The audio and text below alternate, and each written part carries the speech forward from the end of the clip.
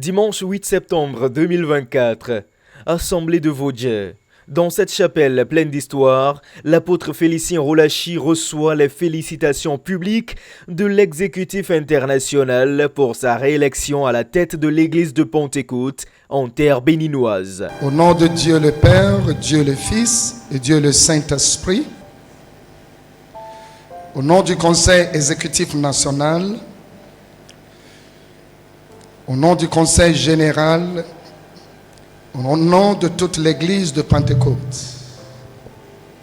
je voudrais vous féliciter pour votre élection à cette haute fonction de président de l'Église de Pentecôte, Bénin. Le cahier de charge du président de l'Église est connu. Il prête serment devant des milliers de fidèles présents et connectés aux canaux digitaux de l'Église à travers le monde. Apôtre Rolachi Félicien, nous membres du Conseil exécutif national et du Conseil général voudrions que vous sachiez que l'acceptation à la présidence de l'Église vous impose les responsabilités suivantes que vous devez assumer dans la foi, l'espérance et l'amour. Vous, apôtre Rolachi Félicien, serez le président de l'église de Pentecôte Bénin. Vous serez un membre ex-officieux de toutes les commissions et de tous les comités de l'église. Vous présiderez toutes les conventions et sorties d'évangélisation auxquelles vous assisterez. Vous confierez au secrétaire général toutes les tâches que vous trouverez nécessaires. Vous pouvez prendre des décisions disciplinaires contre un responsable ou un apôtre conformément à la constitution de l'Église et après avoir consulté le Conseil exécutif national, publier la dite décision par lettre circulaire dans toutes les assemblées. Vous pouvez envoyer des lettres pastorales ou des circulaires à l'Église chaque fois que le Saint-Esprit vous inspire. Vous consulterez le Conseil exécutif national en ce qui concerne le gouvernement des corps extérieurs. Vous défendrez la doctrine de l'Église de Pentecôte telle qu'elle est dans le Nouveau Testament et telle qu'elle vous a été léguée par le fondateur et le père de l'Église. Apôtre Rolachi Félicien, je vous invite humblement à décider solennellement ce qui suit. Ayant clairement compris les responsabilités qui sont liées à la fonction du président de l'Église de Pentecôte Bénin, acceptez-vous la dite fonction? Si oui, vous direz oui, je l'accepte à main levée. Oui, je l'accepte par la grâce de Dieu. Promettez-vous solennellement de défendre les dogmes, les doctrines et les pratiques de l'Église et de travailler conformément à sa constitution? Si oui, vous ferez la même chose, vous direz oui, je le promets. Oui, je le promets avec la grâce de Dieu.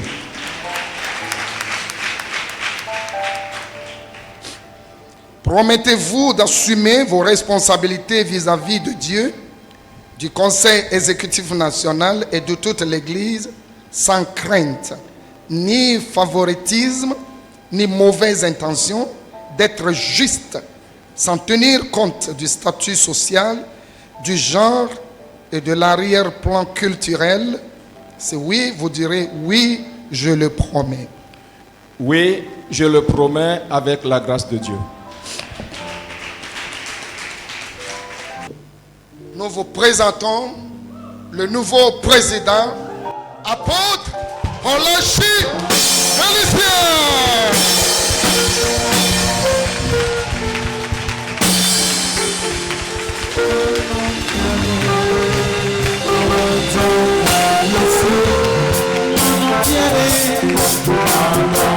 Yeah.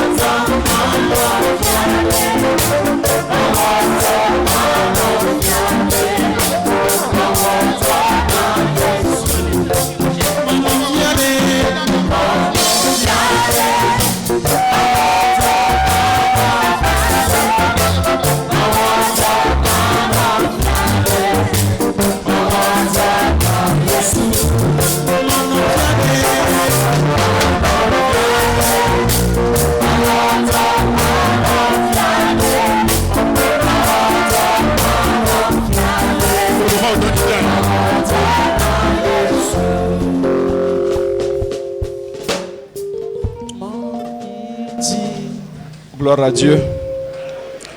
Gloire au Seigneur Jésus de Nazareth. Alléluia. Alléluia. Amen. Nous voudrions humblement saisir cette occasion pour rendre grâce au Seigneur Jésus-Christ pour tout ce qu'il a fait à l'endroit de son Église au Bénin. Nous voudrions également témoigner notre reconnaissance au président international de l'Église de Pentecôte, l'apôtre Eric Nyamiche, le secrétaire général international, le directeur des missions internationales et tous les membres du conseil exécutif international. Nous voudrions également dire merci à nos pères qui sont ici, notre pépé. Et tout à l'heure, quand nous nous mettions à genoux, je me suis rappelé qu'en 93, je me mettais à genoux devant lui comme ça, à la convention de Hong Kong, quand on m'appelait dans le ministère avec mes collègues. Cher papa, merci beaucoup. Chers apôtres, merci. Et j'aimerais dire merci aux membres de la délégation envoyée par le chairman. Et mes chers pères, que le Seigneur vous en soit très reconnaissant. Et que le Seigneur vous bénisse. Merci à tous les anciens, tous les pasteurs, tous les membres du conseil exécutif qui nous ont soutenus durant les 5 ans. Merci beaucoup. L'apôtre Emmanuel Benozan, qui faisait partie des 7 sages lors du quinquennat passé, est élevé au poste de directeur des missions par les conseillers en avril dernier à travers un vote.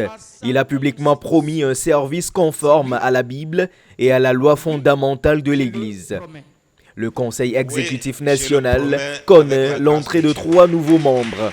Il s'agit des apôtres Paul Goudja, Serveto Savi et Grégoire Koussahoué. Ils ont tous promis d'assurer sans faille leur responsabilité vis-à-vis de Dieu et de l'Église. Avec la grâce de Dieu. Pour une Église forte dans laquelle la crainte de Dieu est établie, les dirigeants, qu'ils soient anciens ou nouveaux, et les fidèles doivent toujours avoir pour référence le but de l'appel de chacun. La raison pour laquelle Dieu nous a élus, c'est de pouvoir annoncer ses vertus. Dieu nous a choisis pour un but spécial, pour accomplir son dessein. Chaque élu, chaque appelé a un compte à rendre au maître de la moisson. Mais il permet que des compétences soient autour du leader pour l'aider à conduire son peuple à bon port. Le révérend apôtre Dieudonné Nouekpi, envoyé du siège international de l'Église, fait ce rappel dans sa prédication. Dieu ne choisit pas seulement un leader. Quand il choisit un leader, il pourvoit également